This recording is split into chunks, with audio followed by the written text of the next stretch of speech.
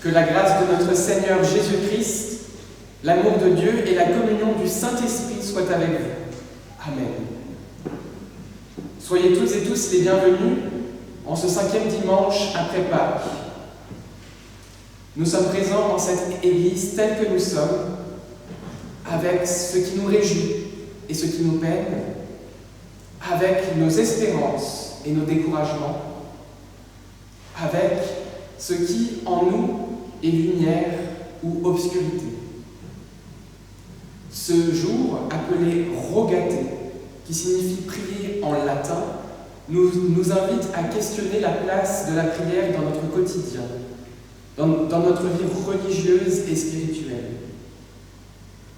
Priez et vous recevrez, déclare Jésus à ses disciples.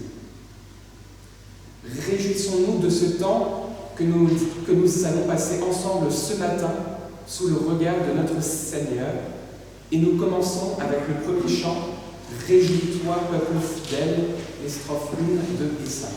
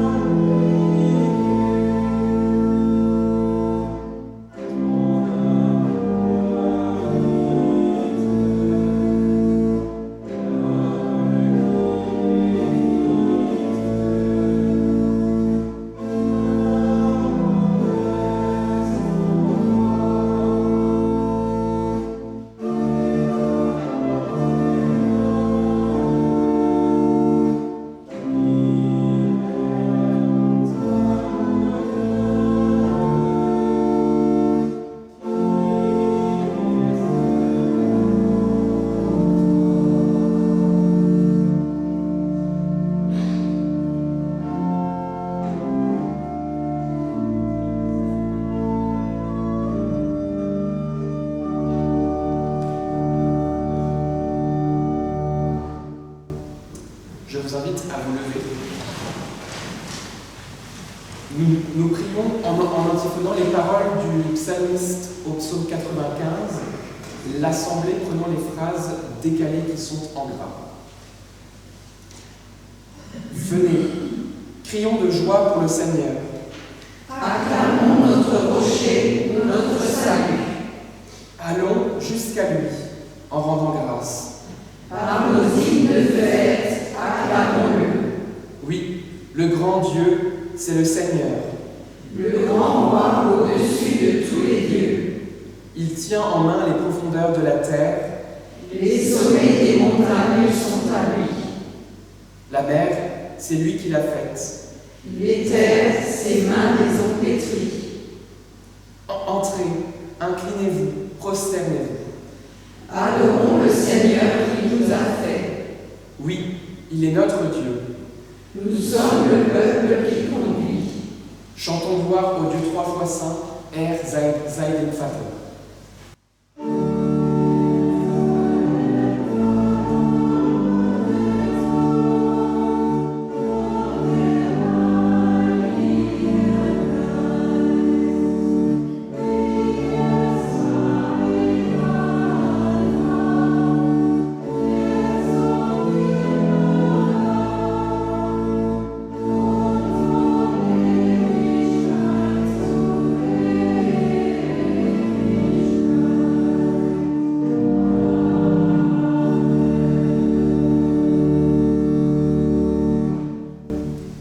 Parce que nous sommes sûrs de l'amour de Dieu pour nous, nous pouvons reconnaître devant lui ce qui nous sépare de lui.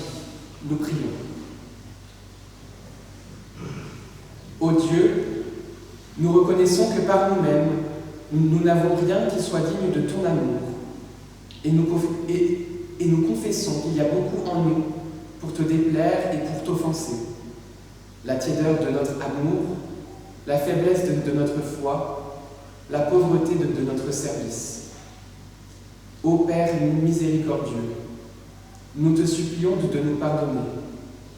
Délivre-nous de nos transgressions et accorde-nous la grâce de te servir avec bonne volonté et de tout notre cœur. Ne nous abandonne pas à nous-mêmes, car notre espérance est dans ta miséricorde. Notre appui est dans ta bonté et notre sauvegarde dans ton amour. Seigneur, écoute et prends pitié. Amen. Erbarme dich.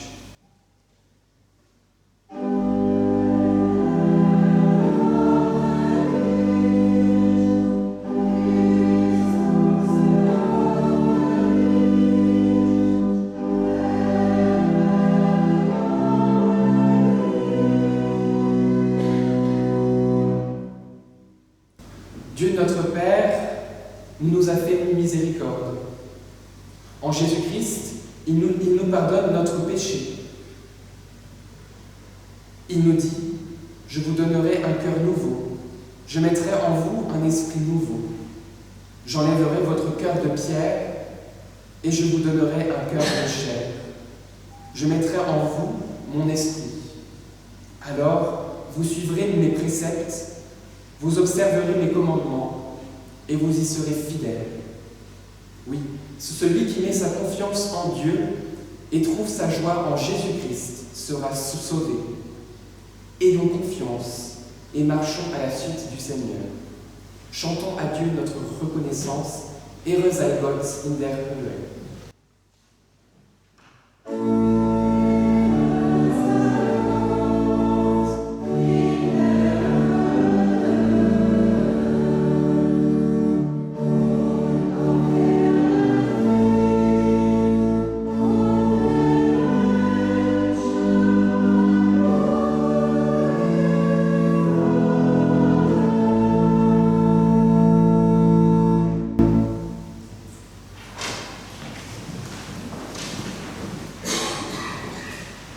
Nous prions encore.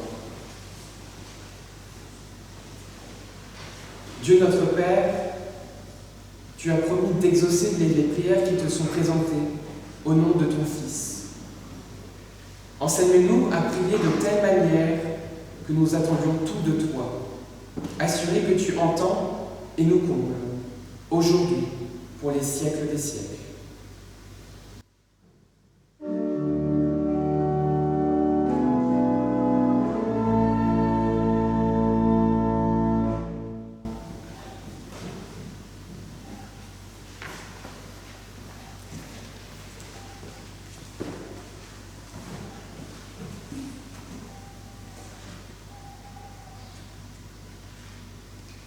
Lecture du chapitre 2 de Timothée, versets 1 à 6.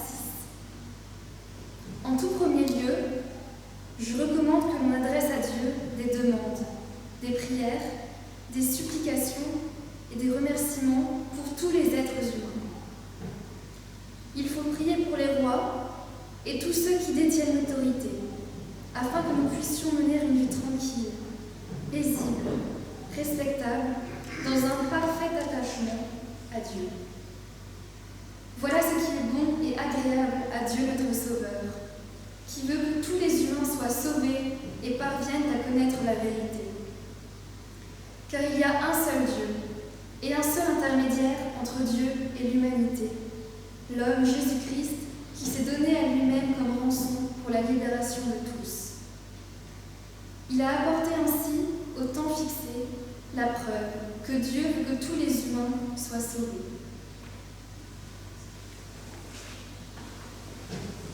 Seigneur mon Dieu, je crie vers toi, nous chantons les 3 strophes.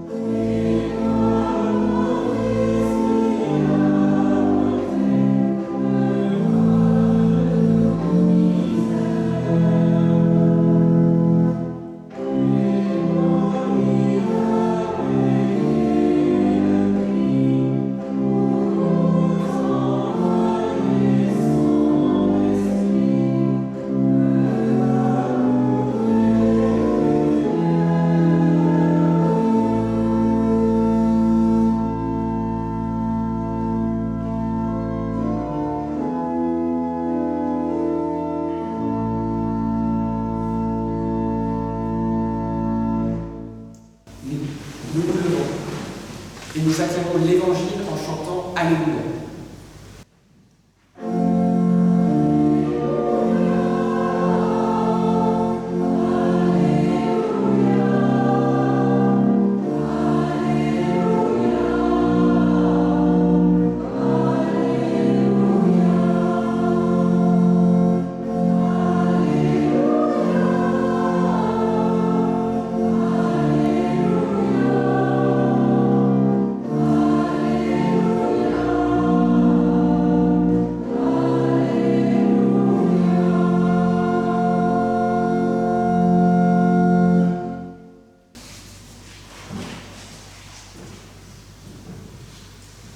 L'Évangile se trouve dans Luc 11, les versets 5 à 13.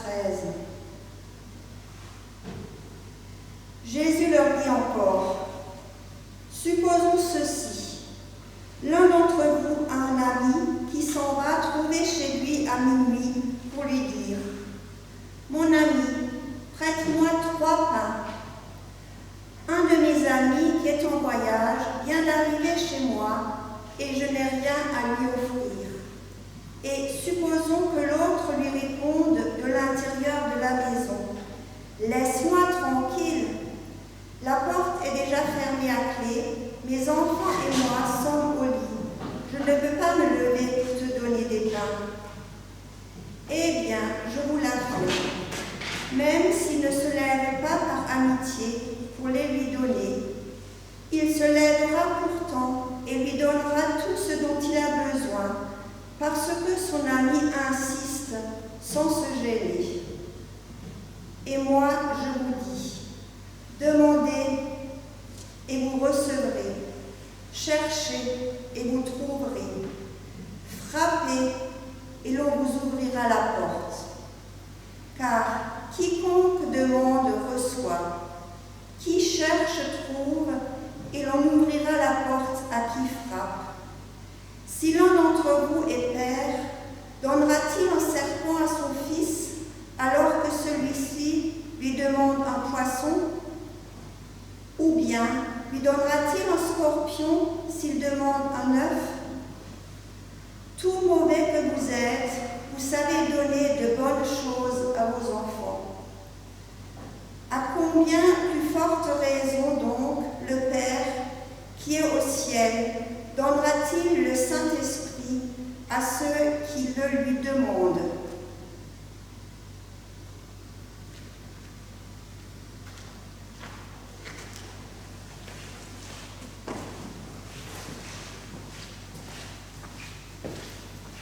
Seigneur, ta parole est la vérité.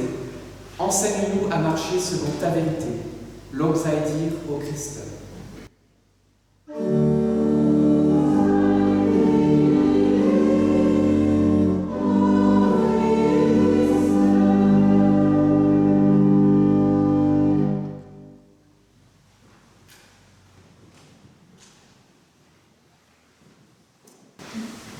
Il a fallu s'atteler pour ce dimanche à rédiger une présentation d'un texte très particulier. Nous lisons en Matthieu 6, au verset 5 à 15, un texte que je pense vous connaissez toutes et tous.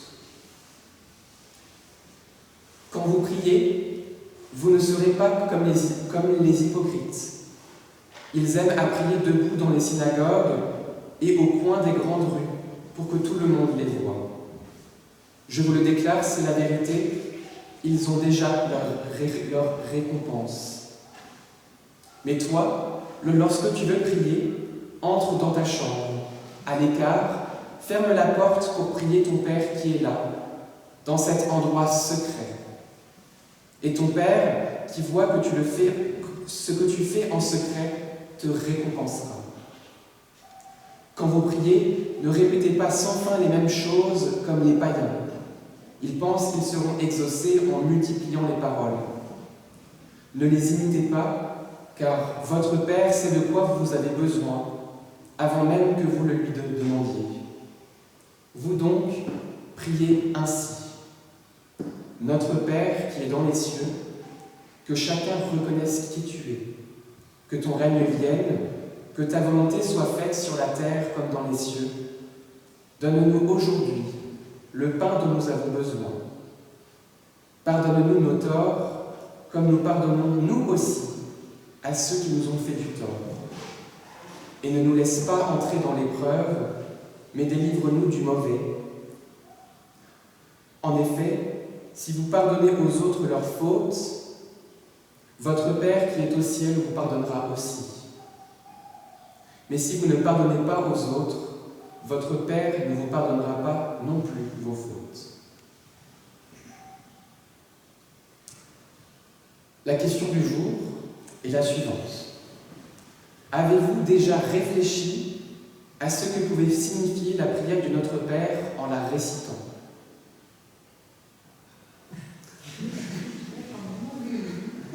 Parce qu'on la récite à chaque fois à la fin de la prière d'intercession, mais peut-être sans porter un regard sur chaque mot que l'on prononce. C'est une question qui est légitime de se poser. On connaît tous par cœur la prière que l'on récite à l'issue de la prière d'intercession pour prier en chœur avec les chrétiens du monde entier. Comme ce dimanche est le dimanche rogaté de l'Église en prière, je me suis dit, mais quoi de mieux pour répondre à cette question de la signification du Notre Père que de demander la résonance à plusieurs personnes. Alors, j'ai fait quelque chose de moderne. J'ai réalisé un sondage sur Instagram pour récolter des réponses et j'ai quand même pu récolter 13 réponses qui sont toutes aussi pertinentes les unes que les autres, ou presque. Et voici ce qui en est ressorti. Alors, une personne dit « Cela redit notre foi en lui, notre espérance et nos supplications. Jésus nous donne une parole toute faite pour ceux qui ne savent pas improviser. » Une deuxième personne dit « Ça, je sais pas. » D'accord ? C'est pour ça que je disais toutes les réponses ne sont pas forcément pertinentes. Mais je me suis dit, il faut quand même donner la parole à tout le monde. C'est important. Ensuite, une union de plusieurs voix pour en faire plus qu'une. Une prière universelle qui unit et relie tous les chrétiens du monde. C'est un peu une ode à l'amour de Dieu, un moyen privilégié de se reconnecter avec lui. C'est aussi un moyen de se reconnecter entre croyants. C'est ce qui nous unit. La prière enseignée par notre Seigneur Jésus-Christ, à dire comme affirmation commune, pour moi, c'est un moyen de tous nous réunir malgré nos différents points de vue. La prière centrale d'un culte ou d'une messe qui unit tous les chrétiens, c'est un peu comme un guide ou exemple que l'on essaie de suivre dans ses pas, dans la personne que l'on veut naître. C'est un héritage doux et unifiant entre les siècles, les âges et les cultures. Une manière de se recentrer sur soi-même, mais aussi de s'ouvrir aux autres, car c'est une prière universelle et elle nous unit tous. Un retour aux sources, un moment de confidence, et finalement, un peu comme la Marseillaise pour un Français, le truc qui réunit ceux qui s'y identifient. On peut donc le voir, chacun y va de son interprétation du Notre Père, mais force est de constater que tout le monde a son avis propre sur ces paroles du Christ et que cette prière qu'il nous a transmise touche une corde chez chacun d'entre nous. Mais c'est justement cela qui est recherché par le Christ lorsqu'il a récité et partagé pour la première fois. Il instruisait la foule et ses disciples à la bonne prière, la prière du cœur, la prière intérieure. La prière est une si petite chose en apparence. Des paroles qui sortent de notre bouche ou de notre pensée et qui s'élèvent vers une destination qui est géographiquement inconnue, mais vers une puissance qui nous a été dévoilée. Le Christ nous le dit. Prions le Père qui sait déjà ce dont nous avons besoin, ce que nous allons lui dire et lui adresser comme intention de prière. En soi, la prière est une petite, grande chose. Pour nous, ces quelques paroles peuvent paraître faibles et sans réel impact. Mais quelle puissance ressentie lorsque l'on vit une prière dans des contextes très spéciaux, avec un malade sur un lit d'hôpital ou durant une cérémonie religieuse de baptême, de confirmation, de mariage ou même d'enterrement. En pensant ou en étant avec une personne qui nous est très chère. Oui, 1000 exemples peuvent être cités pour attester de la valeur inestimable de la prière, pour montrer que chaque parole, peut avoir une portée incommensurable si elle est dite avec le cœur et avec l'espoir. Mais cette prière du Notre Père a une symbolique encore plus grande et possède une symbolique qui n'a d'égal. Cette prière invite à la mise à l'écart. Oui, Jésus nous invite à nous recentrer sur nous-mêmes, sur ce qui nous anime, de ne plus penser à ce qui se trame au dehors de nous. Tandis que nous nous mettons en condition, il faut rappeler que Dieu se dévoile dans la prière par sa plus juste définition. Il est immaîtrisable, inconnaissable, incomparable. Cela nous rappelle que nous ne pouvons pas contrôler ce qu'il advient de nos intentions de prière, car Dieu ne se laisse pas enfermer par nos paroles qui ne l'égalent pas. Il convient de lui laisser tout l'espace, car il sait mieux que nous ce qui est bon pour nous. Il ne convient pas d'occuper toute la place et d'attendre de lui que chaque intention soit exaucée. Car qui sommes-nous pour prétendre savoir si elle est bonne pour nous, pour les autres, pour notre monde? Au contraire, être capable de laisser un peu de place à ce qui n'est pas immédiatement à ma portée, à ce qui est promis, à ce qui peut encore advenir, l'attitude d'ouverture à l'inattendu aurait permis de laisser la possibilité que quelque chose advienne encore. Il en est de même pour le Notre Père qui se lit de la même façon, intention par intention. Dieu est notre Père, pas seulement le nôtre à nous-mêmes, pour un individu en particulier, un groupe qui se penserait meilleur qu'un autre en étant plus brillant que d'autres. Et Jésus se place sur le même plan que nous, en ne disant pas « votre Père », mais bien « notre Père », ce qui révèle une fraternité avec toute la chrétienté mondiale, surmontant les divisions, les conflits et les déchirures. Ce Père, il se trouve aux cieux, un espace inaccessible continuellement pour l'homme, même s'il a toutefois tenté de l'atteindre par la tour de Babel, par exemple. Et nous savons tous dans quelles conditions cela s'est terminé. Par cela, Dieu se distingue de nous, il se place dans une dimension que je laisse ouverte en moi, quitte à trouver l'inattendu. Ce Père est sanctifié, ce qui signifie mis à part. Nous pouvons mettre Dieu à part de différentes manières, comme par exemple lui réserver un temps de notre vie, comme ce matin. Et nous n'avons pas été forcés de le faire. Enfin, j'espère que personne ici n'a été forcé à venir à l'église ce matin, sinon ça me rendrait triste pour vous, quand même. Mais quel temps laissons-nous à l'inattendu, à ce que nous ne maîtrisons pas? Oui, l'inattendu rend l'avenir incertain, encore plus aujourd'hui avec un monde sous tension. Nous ne savons pas de quoi sera fait notre lendemain. Mais Jésus a dit « Ne vous souciez pas du lendemain, à chaque jour suffit sa peine. »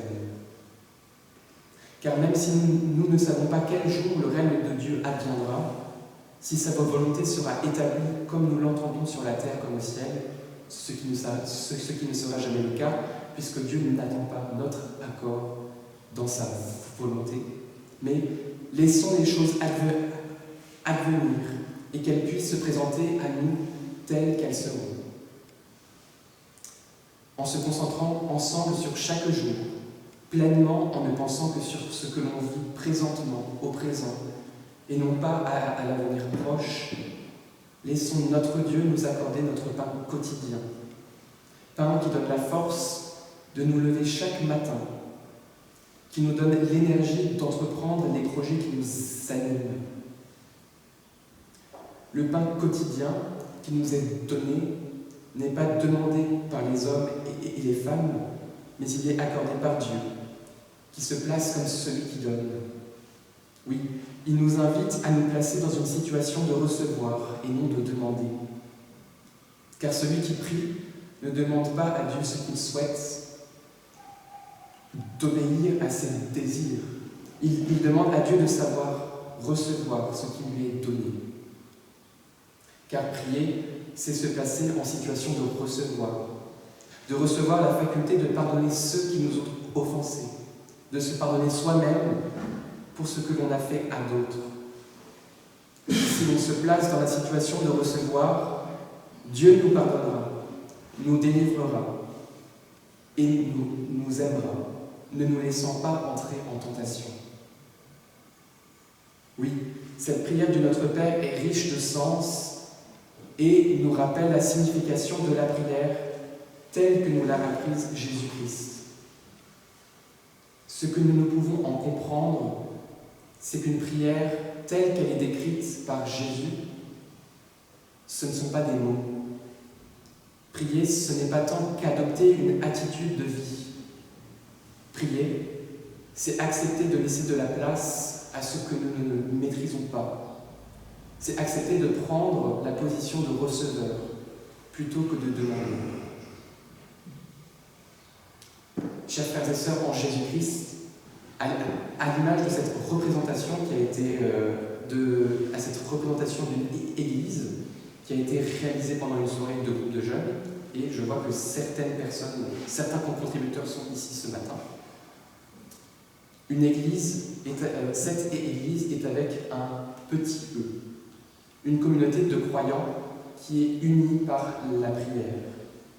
Quelles que soient les activités de ses différents membres, qui est caractérisée par la multitude de couleurs des petits hommes qui s'alignent autour de l'église comme un arc-en-ciel de communauté.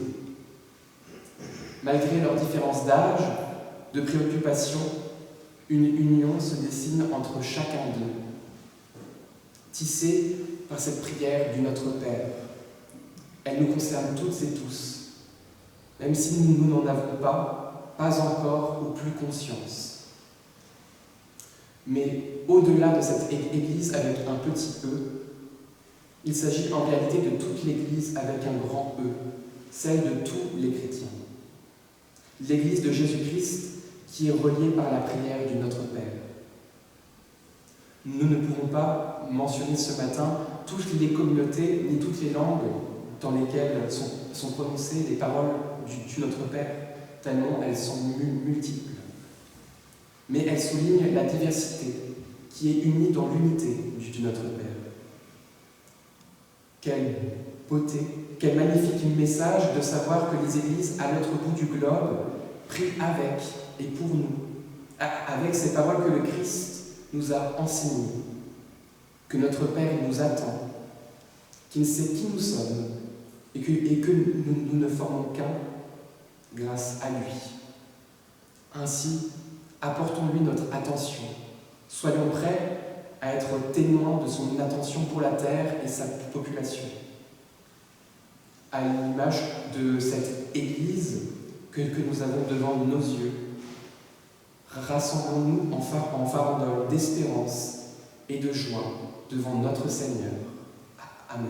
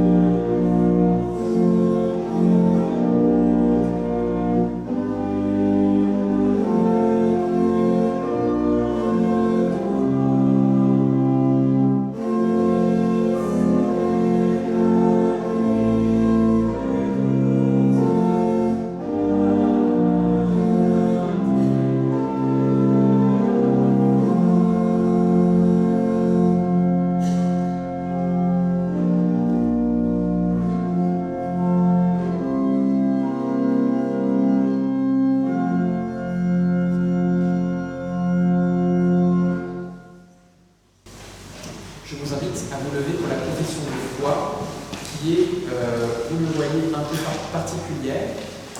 Vous avez reçu à l'entrée de l'église une feuille de chant qui est le credo chanté par le groupe de louanges Glorious. Alors, petite précision, sur la 3e page, tout en haut à droite, il est écrit « Lui, je crois en son Saint-Esprit à la Sainte Église catholique ». Alors, le groupe de louanges Glorious est un groupe de louanges catholique et je vous laisse 2 choix. Soit vous voulez être des fervents protestants et prendre la confession de foi qui se trouve dans les recueils arc-en-ciel avec, je crois, à la Sainte Église universelle, ou soit, alors, il faut que je me remette en mémoire mon cours de dogmatique, où nous avions vu que le terme catholicité, est un synonyme du mot universel et va même au-delà de ça, va même au-delà de l'universalité. Donc mon prof de dogmatique m'a dit « Je ne comprends pas pourquoi les protestants chantent universel alors qu'ils pourraient très bien chanter catholique. » Donc je vous laisse le choix. Soit vous chantez catholique, soit vous chantez universel. Sentez-vous libre de chanter ce que vous voulez chanter.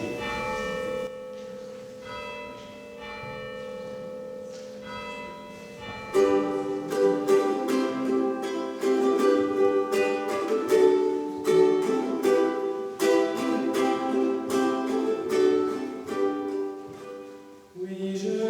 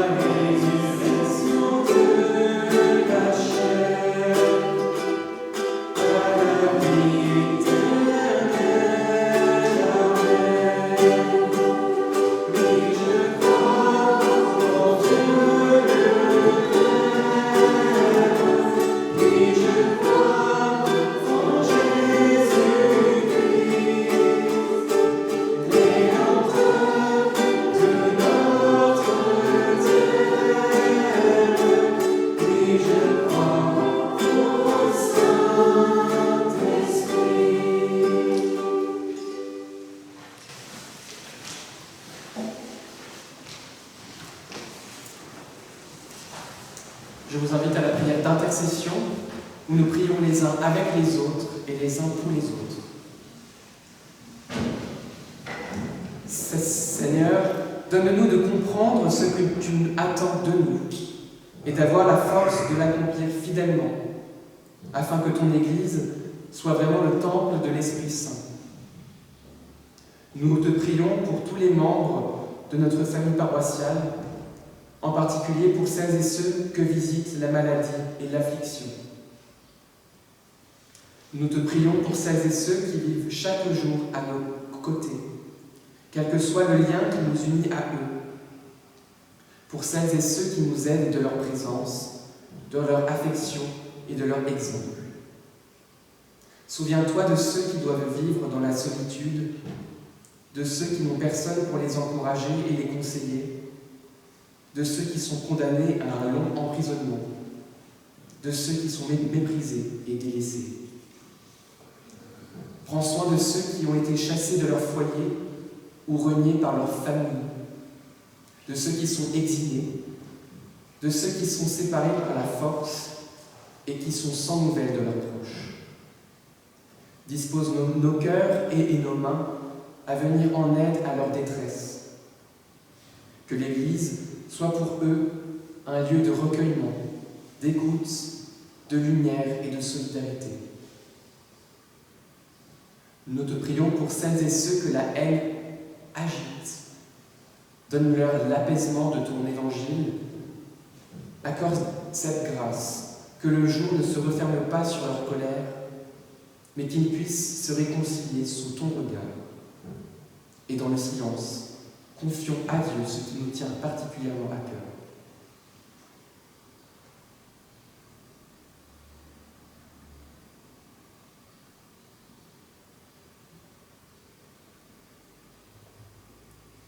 Seigneur Dieu, entends nos prières. Et tous ensemble, nous te prions par ces paroles que Jésus nous a enseignées.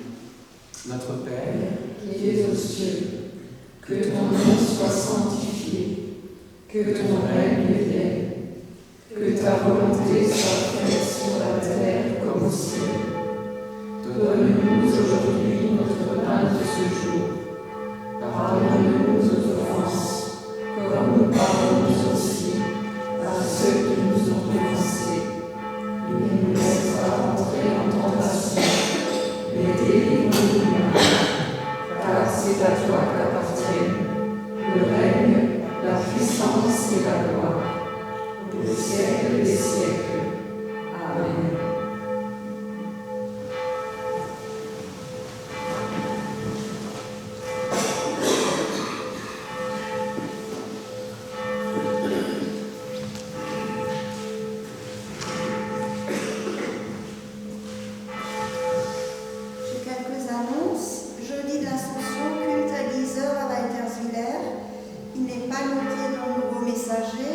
C'est la pasteur de Sarrebourg qui vient visiter l'église de Weiterswiller avec ses paroissiens et à cette occasion célébrera le culte.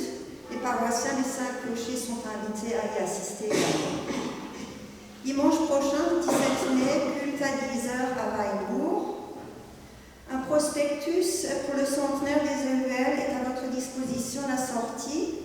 Vous y découvrirez le programme des festivités. La fête se déroulera sur 2 jours, les 23 et 24 mai.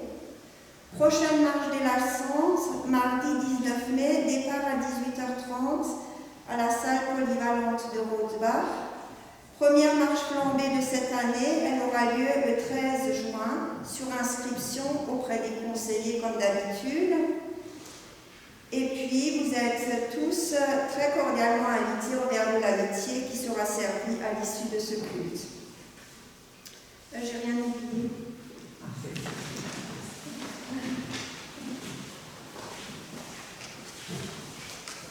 J'ai aussi quelques annonces.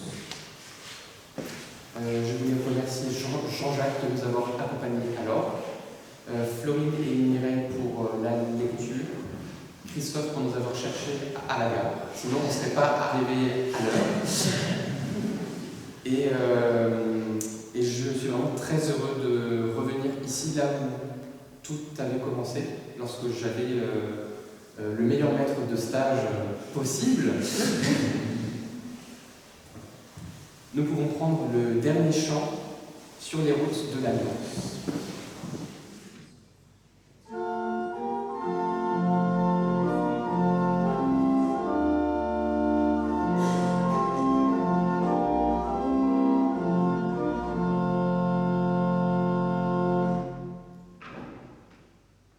Thank